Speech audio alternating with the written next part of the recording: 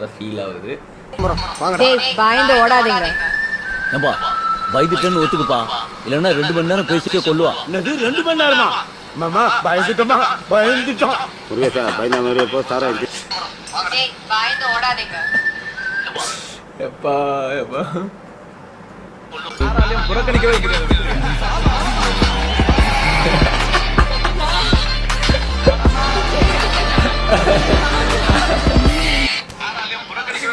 இந்த மாதிரி ஏதாவது பண்ணிதான் பயங்கர.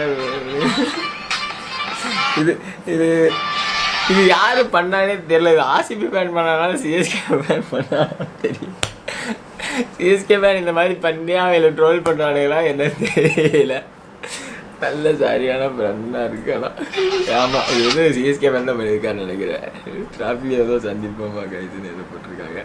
எனக்கு தெரிஞ்ச வரைக்கும் சாம் கரனோட தேவை